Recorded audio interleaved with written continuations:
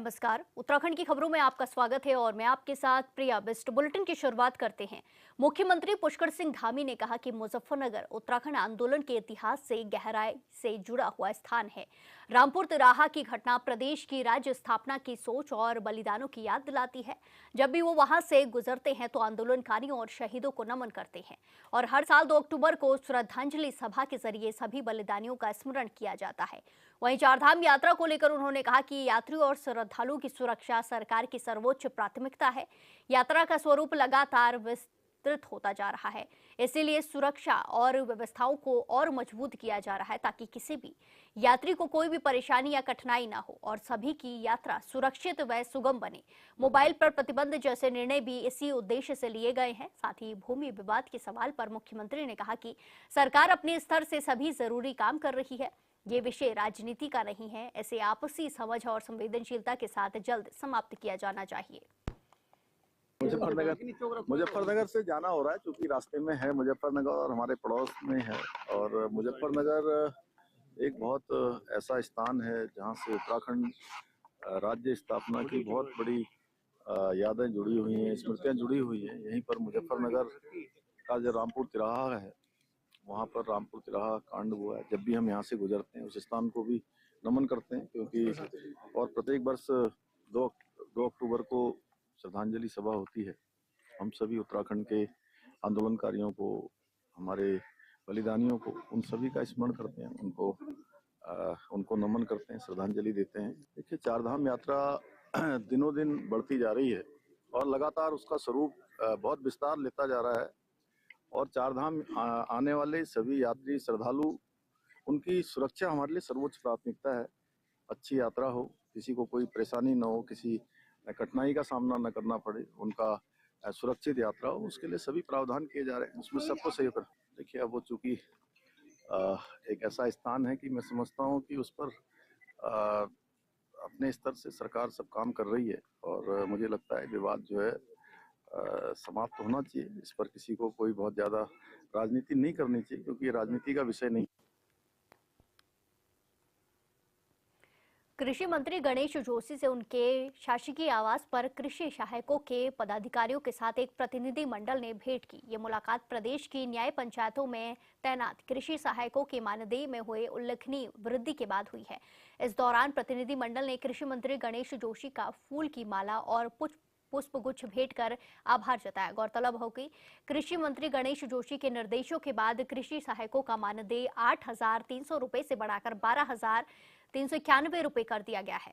इस मौके पर कृषि मंत्री गणेश जोशी ने सभी को बधाइयां देते हुए कृषि सहायक लंबे समय से मानदेय बढ़ोतरी की मांग कर रहे थे। उन्होंने कहा कि मुख्यमंत्री धामी के नेतृत्व में हमारी सरकार पूरी संवेदनशीलता के साथ कार्य कर रही है और अभी उपनल कर्मचारियों को समान वेतन, समान कार्य लाभ दिया गया है। कृषि मंत्री गणेश जोशी ने भरोसा जताया है कि मानदेय में वृद्धि से कृषि सहायकों को आर्थिक संबल मिलेगा।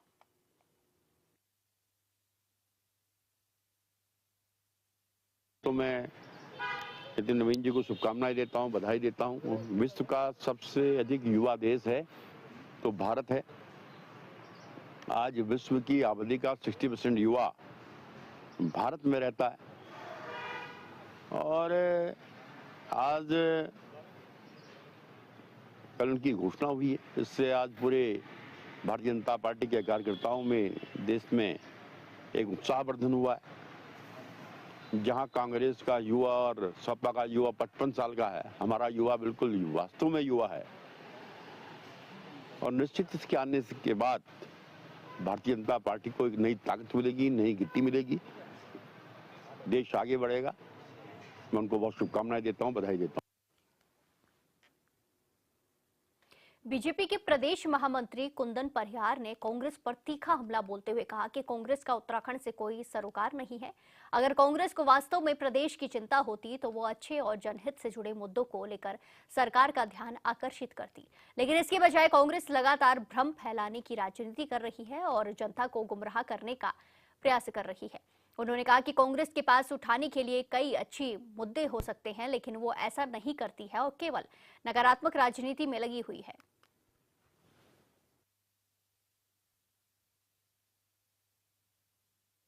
उत्तराखंड से कोई सरोकार नहीं है। कांग्रेस को इस उत्तराखंड से अगर कोई सरोकार होता तो कांग्रेस एक अच्छे मुद्दों को लेकर के सरकार का ध्यान आकृष्ट करती, लेकिन कांग्रेस लगातार इस उत्तराखंड में एक भ्रम की राजनीति कर रही है और एक भ्रम फैलाने का प्रयास कर रही है। एक जिसको हम कह सकते हैं कि एक जो विपक्ष की भूमिका है उसकी, एक जिम्मेवार विपक्ष की, उस भूमिका का निर्वहन करने में कांग्रेस असफल रही है और उसे भारतीय जनता पार्टी के बारे में कुछ भी कहने का अधिकार। कांग्रेस विधायक और उप नेता प्रतिपक्ष भूपन चंद्र कापड़ी ने गंगा घाटों पर कथित प्रतिबंध और गैर हिंदुओं के प्रवेश को लेकर उठ रहे सवालों पर प्रतिक्रिया दी। उन्होंने कहा कि गंगा मां सबकी है और आस्था के साथ स्नान करने वाले किसी भी व्यक्ति को रोका जाना शोभनीय नहीं है। उन्होंने कहा कि गंगा में डुबकी लगाने के लिए जाति या धर्म नहीं बल्कि आस्था सबसे बड़ा आधार है और जो भी श्रद्धा के साथ गंगा घाटों पर जाना चाहता है उसे जाने की पूरी स्वतंत्रता मिलनी चाहिए।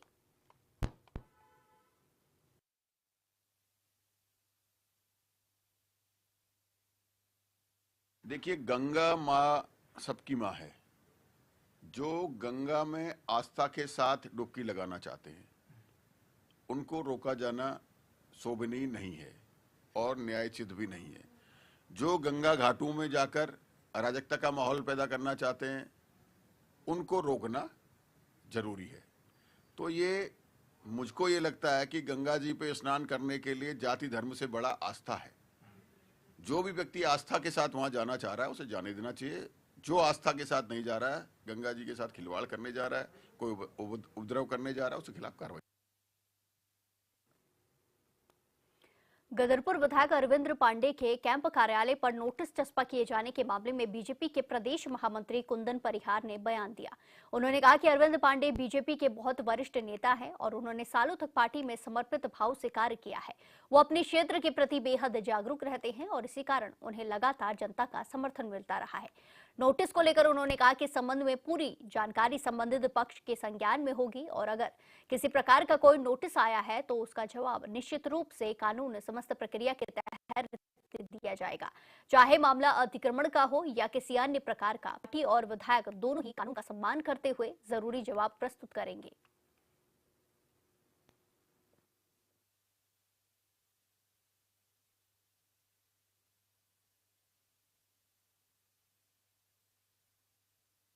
अरविंद पांडे जी भारतीय जनता पार्टी के बहुत वरिष्ठ नेता हैं और वर्षों वर्षों उन्होंने भारतीय जनता पार्टी में काम किया है। अपने क्षेत्र के प्रति बहुत जागरूक रहते हैं और इसी के कारण से उनको अपने क्षेत्र से निरंतर विजयश्री प्राप्त होती रहती है और एक वहाँ के बहुत ही लोकप्रिय नेता वो हैं। और जिस प्रकार से आपने एक नोटिस की बात कही है, तो क्या नोटिस आया है वो उनके संज्ञान में होगा और निश्चित रूप से जो भी नोटिस आएगा उसका जवाब देंगे। देखिए, जो भी अतिक्रमण का मामला हो या किसी अन्य प्रकार का नोटिस हो, मैंने कहा कि वो मेरे संज्ञान में नहीं है। आपके द्वारा बताया गया है कि उनको एक नोटिस दिया गया है, तो निश्चित रूप से जो कानून सम्मत विधियां होती हैं उसके अनुरूप वो उसका जवाब देंगे। वो सिलसिले बद्रीनाथ धाम के कपाट खोलने की तारीख परंपरा के अनुसार आगामी 23 जनवरी को बसंत पंचमी के पावन अवसर पर घोषित की जाएगी, जिसके लिए सभी धार्मिक परंपराओं का विधि विधान से निर्वहन किया जा रहा है। इसी क्रम में भगवान बद्री विशाल के नित्य अभिषेक के लिए प्रयुक्त होने वाला पवित्र गाडू घड़ा पांडुकेश्वर से पूजा अर्चना के बाद जोशीमठ स्थित नरसिंह मंदिर के लिए रवाना किया गया, जहां से डिमरी धार्मिक केंद्र पंचायत के माध्यम से इसे राजमहल नरेंद्र नगर ले जाया जाएगा।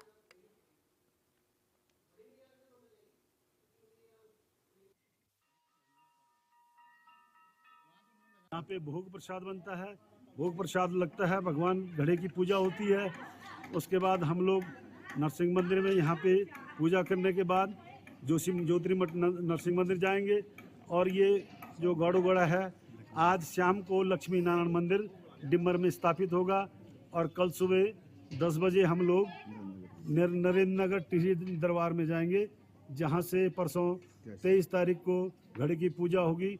सारे डिमरी समुदाय और धर्माधिकारी आप लोग सब लोग आएंगे और वहाँ पे बद्रीनाथ कपाट खोलने का दिन तय होगा। बोल बद्री विशाल की जय। तो जल्द ही बद्रीनाथ धाम के कपाट खुलने वाले हैं और इसकी तिथि 23 तारीख को 23 जनवरी को तय की जाएगी, घोषित की जाएगी। जल्द ही बद्रीनाथ धाम के कपाट खोलेंगे और इसके लिए जो गाडू घड़ा है वो पांडुकेश्वर से पूजा अर्चना के बाद जोशीमठ स्थित नरसिंह मंदिर के लिए रवाना किया गया है, जहां से डिमरी धार्मिक ही केंद्र पंचायत के माध्यम से इसे राजमहल नरेंद्र नगर ले जाया जाएगा। इस खबर पर ज्यादा जानकारी के साथ सीधे जुड़ेंगे हमारे संवाददाता संजय कुंवर से। संजय, बद्रीनाथ धाम के कपाट खोलने की तारीख है जो 23 जनवरी को बसंत पंचमी के पावन अवसर पर घोषित की जाएगी। अभी क्या क्या तैयारियां चल रही हैं? देखिए, जो बसंत पंचमी को भगवान श्री बद्री विशाल के दूसरे द्वार है उनके कपाट खोलने की जो है जो तिथि का विधि विधान के अनुसार जो है नरेंद्र नगर सीधेदार दरबार से जो है राज पुरोहित के द्वारा घोषणा की जाती है और इससे पूर्व जो परंपराओं का निर्वहन होता था उसी के संदर्भ में आज जो पवित्र गाड़ू घड़ी है तेल कलश, इसमें तिल का तेल पिरोया जाता है और एक सदियों से परंपरा चली आ रही थी। भगवान बद्री विशाल की जो अभिषेक होता है जो तेल यूज किया जाता है उसे जो है यही ठीक बसंत पंचमी के दिन जो राज परिवार की सुहागिन महिलाएं हैं और कन्याएं हैं उनके द्वारा ये पिरोया जाता है। तो इसलिए ये गाड़ू घड़ा जो है जोशीमठ नरसिंह मंदिर से पांडुकेश्वर पांडुनगरी होते हुए ठीक 23 तारीख को राज दरबार पहुंचेगा और इसके बाद जो है जब इसकी तिथि निकाली जाएगी भगवान बद्री विशाल के कपाट खोलने की, तो इसके बाद ही एक समारोह में राज दरबार की जो सुहागिन महिलाएं और कन्याएं हैं वो जो है तिल का तेल पिरोएंगी और इसमें डालेंगे और ठीक इसी विधि विधान के अनुसार जो है कपाट खोलने से पूर्व ये जो तेल कलश गाड़ू घड़ी है ये विभिन्न मार्गों से होते हुए बद्रीनाथ धाम पहुंचेगी और जब भगवान बद्री विशाल के कपाट ग्रीष्मकाल के लिए खुलेंगे तो ये गाड़ू घड़ी भी जो है गर्भगृह में प्रवेश कराई जाएगी। जी बिल्कुल संजय, 23 तारीख को ये सारी चीज़ों का आयोजन किया जाएगा और घोषणा की जाएगी तारीख की। ऐसे में ये जो कार्यक्रम है जिसमें तारीख की घोषणा की जाएगी वो कितने दिन तक चलता है और क्या क्या इसमें परंपराएं देखने को मिलती है?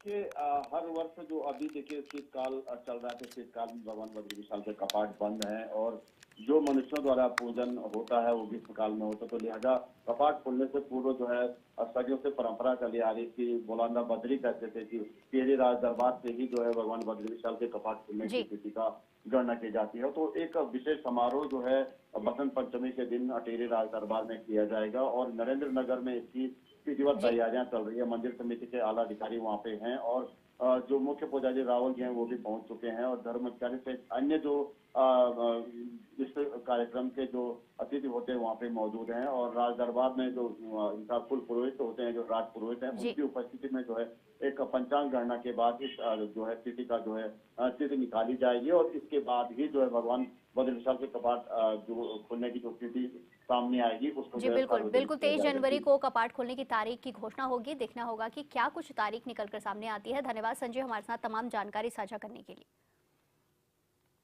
इसी के साथ खबरों में आगे बढ़ते हैं। खटीमा नगर के जाने माने वरिष्ठ व्यापारी जशोधर भट्ट का शव सुजिया गांव में नाले किनारे मिलने से नगर में सनसनी फैल गई है।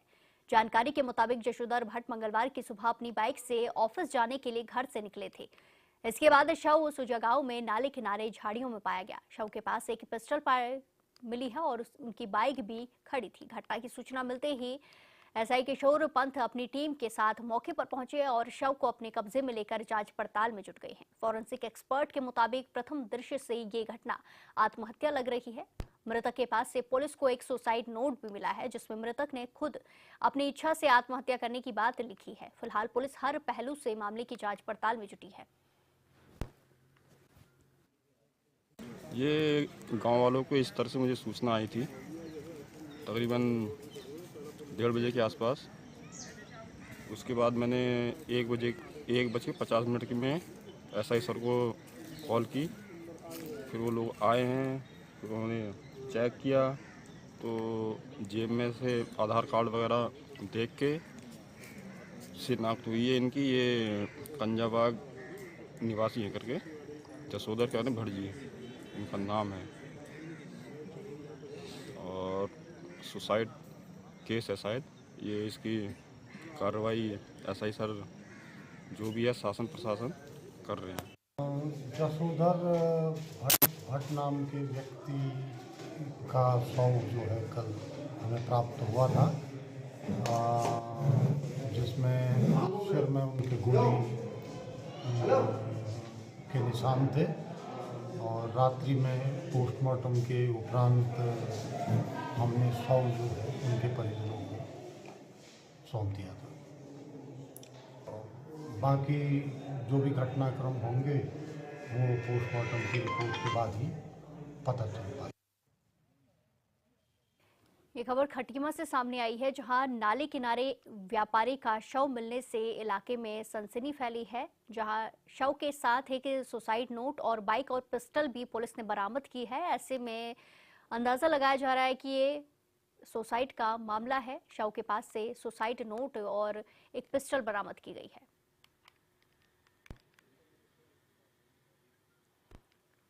इसी के साथ खबरों में आगे बढ़ते हैं। रुड़की में उत्तराखंड राज्य आपदा प्रबंधन प्राधिकरण के उपाध्यक्ष और दर्जा प्राप्त राज्य मंत्री विनय रोहिला ने देर रात औचक निरीक्षण किया है। इस दौरान राज्य मंत्री ने नगर निगम क्षेत्र के तमाम इलाकों, सड़कों, चौराहों और सार्वजनिक स्थलों पर पहुंचकर शीतकालीन व्यवस्थाओं का जायजा लिया। इस दौरान अलाव की स्थिति का भी उन्होंने जायजा लिया है। साथ ही विनय ने रेलवे स्टेशन समेत अन्य स्थलों पर ठंड से जूझ रहे गरीब और जरूरतमंद लोगों को कंबल भी बांटे। उन्होंने अधिकारियों को निर्देश दिए हैं कि कोई भी जरूरतमंद ठंड से असहाय न रहे और शीतकालीन व्यवस्थाओं में लापरवाही बरती नहीं जाएगी। पूरे प्रदेश के अंदर शीतलहर चल रही है। शीतलहर के प्रकोप में मनुष्य हानि ना हो, पशु हानि ना हो, लोगों को ठंड के प्रकोप से बचाया जा सकता है। इसी क्रम में माननीय मुख्यमंत्री जी ने आपदा प्रबंधन विभाग को निर्देश दिए थे कि समुचित व्यवस्था की जाए। उन्हीं व्यवस्थाओं के दृष्टिकोण से आपदा प्रबंधन विभाग द्वारा पूरे प्रदेश की, जिसमें सचिव स्तर के सभी विभागाध्यक्ष, सभी जिलाधिकारी और सभी प्रशासन के आपदा प्रबंधन विभाग के सभी अधिकारियों ने भाग लिया था। जिसके बाद पूरे प्रदेश में एक एडवाइजरी जारी की गई, जिस एडवाइजरी के अनुरूप प्रत्येक नगर पालिका क्षेत्र का, सभी क्षेत्रों का एक नोडल अधिकारी नियुक्त किए गए। उन नोडल अधिकारियों के अंतर्गत वहाँ यदि कोई रास्ता बंद है, बर्फबारी है, तो उसे रोकने के उपाय तुरंत किए जाए, दवाई की व्यवस्था तुरंत की जाए, अलावा लगाए जाए, कंबल यदि किसी पे कोई ठंड से दिक्कत है तो उसे रखा जाए, सभी रैन बसेरे चुस्त दुरुस्त हो, वहाँ पे गर्म पानी, सब चीज़ों की व्यवस्था हो। मतलब तात्पर्य है कि शीतलहर के प्रकोप से यदि कोई मनुष्य को कोई नुकसान उसके शरीर पर हो रहा हो तो उसकी रोकथाम करने के लिए आपदा प्रबंधन विभाग के माध्यम से सभी नगर निगम क्षेत्र, जिला प्रशासन सभी समुचित व्यवस्थाएं करने के लिए तत्पर है। तरफ से राज्य मंत्री जी के साथ में, रोहिला जी के साथ में जो शीतलहर की जो प्रकोप हो रखा है, तो हम जगह जगह हम लोग कंबल वितरण कर रहे हैं। जो लावा जल रहा है उसका हम नगर निगम की तरफ से चल रहा है। तो हम यही कहना चाहते हैं कि आज हमने यहाँ पे जो शीतलहर का है तो हमने कंबल का वितरण किया है सबने।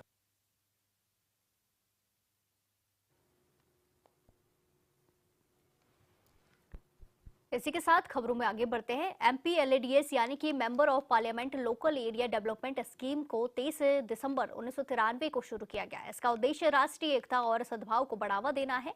उत्तराखंड के कई सांसदों ने इसी स्कीम के तहत दूसरे प्रदेशों में विकास कार्यों पर कुछ राशि खर्च कर दी है, जिस पर राजनीति शुरू हो गई है। RTI से मिले दस्तावेजों के अनुसार उत्तराखंड के कुछ सांसदों ने उत्तर प्रदेश और हरियाणा जैसे राज्यों में ट्यूबवेल लगवाने, स्कूल, सामुदायिक भवन निर्माण और जल निकासी जैसे कार्यों के लिए 1.28 करोड़ रुपए आवंटित किए, जिस पर आरोपों की राजनीति हो रही है। कांग्रेस प्रदेश अध्यक्ष गणेश गोदियाल ने कहा कि राज्य के कई क्षेत्रों में आज भी सड़क, पेयजल, स्वास्थ्य और शिक्षा की स्थिति चिंताजनक बनी हुई है। ऐसे में सांसद निधि का बाहर खर्च होना जनता के साथ खुला विश्वासघात है। अभी पिछले साल 2024 में एक संशोधन आया है, केंद्र सरकार ने संशोधित किया है और उसमें 50 लाख रुपए तक आप किसी भी राज्य में सांसद निधि का पैसा विकास कार्य के लिए खर्च कर सकते हैं। इसी के निमित्त हमारे माननीय सांसदगणों ने ये पैसा दिया होगा, परंतु दिया भारत के अंदर दिया है, तो इसमें कोई बड़ी परेशानी नहीं होनी चाहिए। किंतु हमारा उत्तराखंड राज्य एक छोटा प्रदेश है जहाँ 100 करोड़ लोग रहते हैं। पहले अपने गृह राज्य का ही विशेष ध्यान रखना चाहिए, फिर अन्य राज्यों की भी बात होनी चाहिए। किंतु कोई ऐसे कार्य रहे होंगे जिस कार्य को करना जरूरी समझा होगा, इसी के निमित्त ये पैसा खर्च किया गया है। दरअसल टिहरी गढ़वाल के सांसद माला राज्य लक्ष्मी शाह ने आगरा और तो और राज्यसभा के सांसद नरेश बंसल ने हरियाणा में अलग अलग वर्षों में करोड़ों रुपए आवंटित किए, जिस पर विपक्ष का कहना है कि यहाँ के सांसद दूसरे प्रदेशों में राशि खर्च करना जानते हैं, जो कि जनता के साथ धोखा है, जबकि कई बुनियादी सुविधाओं के लिए उत्तराखंड के लोग जूझ रहे हैं। इधर बीजेपी का कहना है कि उत्तराखंड से बाहर भी प्रदेश की जनता रहती है। देखिए, सांसदों का विशेष अधिकार है।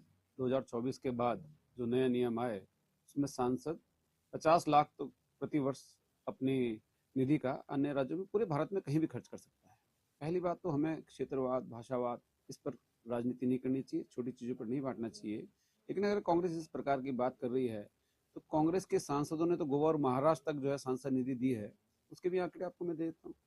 लेकिन महारानी और अन्य जो हमारे सांसद हैं, उनके पास उत्तराखंड के जो निवासी हैं, अन्य प्रदेशों में निवास करते हैं, जब उनकी समस्या वहां नहीं सुनी जाती तो हर उत्तराखंडी के साथ जो है हम है ना, भाजपा है, इसलिए जो है उन्होंने अपने विकास कार्यों के लिए वहां पे संसद निधि दी थी। कोई नियम नहीं तोड़ा, कोई नियम विरुद्ध नहीं दिया, तो कांग्रेस को इस पर भी ऐतराज है। कांग्रेस इसका मतलब विकास के विरुद्ध है और विकास के खिलाफ। Member of parliament local area development scheme MPLADS की शुरुआत 1993-94 में की गई। जब योजना शुरू की गई तो प्रत्येक संसद सदस्य को रुपए की राशि आवंटित 5 लाख प्रति वर्ष आवंटित किए गए, जिसमें 1994-95 में बढ़ाकर 1 करोड़ रुपए प्रति वर्ष किया गया। 1998-99 में प्रति वर्ष 2 करोड़ रुपए कर दिया गया। वर्तमान में वित्तीय वर्ष 2011-12 से ये 5 करोड़ रुपए प्रति वर्ष तय किया गया। लेकिन सरकार ने 2011 में दिशा निर्देश में संशोधन किया, जिसमें सांसदों को उनके राज्य, केंद्र शासित प्रदेश से बाहर किसी भी पात्र कार्य के लिए प्रति वर्षीय अधिकतम 10 लाख रुपए तक खर्च करने की अनुमति दी गई। इसका उद्देश्य राष्ट्रीय एकता और सद्भाव को बढ़ावा देना था। बाद में वर्षों में इस सीमा को बढ़ाकर 25 लाख रुपए प्रति वर्ष कर दिया गया और 2024 से लागू नए दिशा निर्देशों के अनुसार एक निर्वाचित सांसद अब देश में कहीं भी प्रति वर्ष अधिकतम 50 लाख तक के कार्यों की सिफारिश कर सकता है। साथ ही गंभीर प्रकृति की प्राकृतिक आपदाओं के समय 1 करोड़ रुपए खर्च कर सकते हैं। आज बहुत ही अचंभित कर देने वाली एक खबर छपी है कि उत्तराखंड, हमारे प्रदेश के कई सांसद गणों ने अपनी सांसद निधि को प्रदेश के इतर बाहर के राज्यों में खर्च किया है। ये बहुत ही विस्मय की स्थिति है कि प्रदेश के सांसदों की निष्ठा इस प्रदेश में सीमित न होकर अन्य प्रदेशों में भी उनकी निष्ठा जुड़ी हुई है और वो निष्ठा अन्य प्रदेशों के लिए भी प्रदर्शित कर रहे हैं। प्रश्न ये उठता है कि जिस संसदीय क्षेत्र से, जिस प्रदेश से हमारे माननीय सांसद बने हैं, उस प्रदेश की जनता की बहुत उम्मीदें होती हैं, आवश्यकताएं होती हैं। हमारा प्रदेश ऐसे ही मूलभूत आवश्यकताओं के लिए हमारे प्रदेश के लोग जूझ रहे हैं और ऐसे में हमारे प्रदेश के लोगों के उन मूलभूत आवश्यकताओं को दरकिनार करके, जिसमें कि स्कूलों में कक्षों का निर्माण करना हो, स्कूलों में फर्नीचर की व्यवस्था करना हो, हमारे महिला मंगल दलों को तमाम गांव के अनुरूप आवश्यक जो साधन उपलब्ध कराए जाने होते हैं उनकी बात हो, या कहीं पर छोटी छोटी पेयजल लाइनों की बात हो, कहीं पर किसी अस्पताल में एम्बुलेंस की बात हो, इन सब बातों को दरकिनार करके बाहर के प्रदेशों को सांसद निधि खर्च किया जाना प्रदेश की जनता के साथ धोखा है। उत्तराखंड में लोकसभा के 5 और राज्यसभा के 3 सांसद हैं और ज्यादातर सांसद निधि को पूरा खर्च तक नहीं कर पाते हैं। जनवरी 2026 के रिपोर्ट के अनुसार उत्तराखंड की सांसद निधि खर्च करने के मामले में देश के 28 राज्य और 8 केंद्र शासित प्रदेशों में 24वें स्थान पर है। स्थिति तो ये है कि कई सांसद 20% राशि खर्च कर पाते हैं। 2025-26 के दौरान राज्य में सांसद निधि से 79 कार्य पूरे किए गए, जबकि 2025 में राज्य के कई इलाकों में आपदा से भारी नुकसान हुआ। लिहाजा ये सवाल उठता है कि अगर सभी सांसद गंभीरता के साथ सांसद निधि को खर्च करते तो आपदा पीड़ितों को बड़ी राहत मिल सकती थी। Bureau report HN 24/7।